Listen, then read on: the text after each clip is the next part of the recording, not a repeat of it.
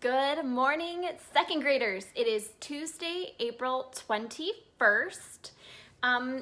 Before I read to you a poem and a devotional, I want to tell you guys that on Sunday, I went to Virgil Phillips Farm, which is just outside of Moscow, and I went to a pond, and in that pond, I found Pacific tree frogs, which you guys studied about yesterday for science. I also took videos of me and my husband and my father-in-law, who's Dr. Gordon Wilson, who is the man in Riot and the Dance, so you've seen him, and my mother-in-law, and we all went to the pond and we went hunting to see what we could find in the pond.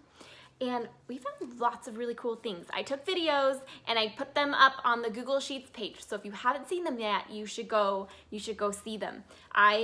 There's a video of me holding a Pacific tree frog that I grabbed. It was so fun. And you guys, a hot tip, go find a pond because there's tons of frogs in them right now. And maybe even turtles, depending on which pond you go to. So you definitely should go find a pond and find yourself some turtles and then tell me about it. Okay, I am going to read to you a poem by Robert Louis Stevenson that is called A Good Play. We built a ship upon the stairs, all made of the back bedroom chairs, and filled it full of sofa pillows to go a-sailing on the billows. We took a saw and several nails and water in the nursery pails.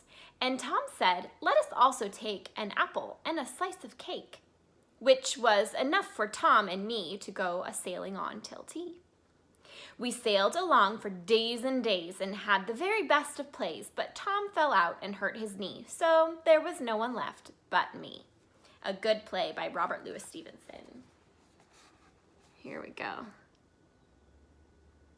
Just like playing make-believe. I don't know if you've ever done this before, but I would, when I was a kid, my brothers and I would run on the sofas and we would pretend that the floor was lava. It's a make-believe play. The floor wasn't actually lava, but we just pretended it was because it made being inside so much more fun. All right, I'm going to read to you about a butterfly. Don't throw away that dry, dead-looking leaf. It might be a cocoon. A dull brown cocoon only looks like it's dead. It is protecting something inside that is alive. The caterpillar that wrapped itself up in the cocoon is being totally changed. It doesn't take long before the dead-looking cocoon cracks open at one end and something inside is pushing on the shell. Finally, it breaks through the split in the end. Now watch carefully. A small black head and two antennae poke out. Soon, a long body with 6 legs and 2 folded wings will crawl from the opening.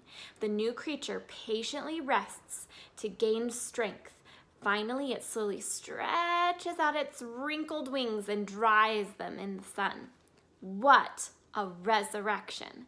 The caterpillar that could only crawl short distances on its stubby legs now gets ready to fly.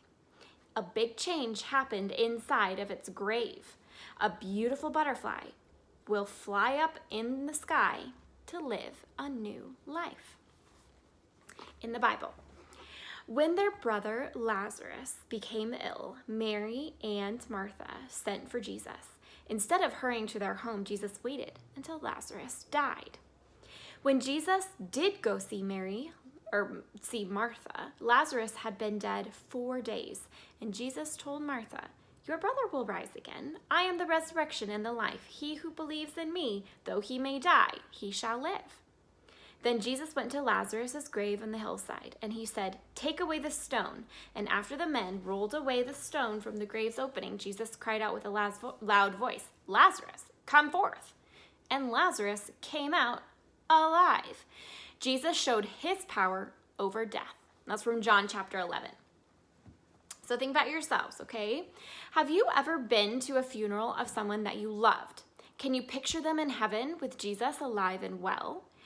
When you trust Jesus as your Lord and Savior, you can be sure that he will give you a new life when you die. And God will give you a new resurrected body. It will be a body that never gets sick or feels tired. Your body will be raised in glory and in power. Even now, Jesus is already changing you here on earth. He is making you more like him every day. There we go, you guys. About a caterpillar turning into a butterfly. My question for you is, have you ever caught a frog? And if you have, and you remember, what kind of frog have you caught? Okay, see you guys. Miss ya. Have a good Tuesday.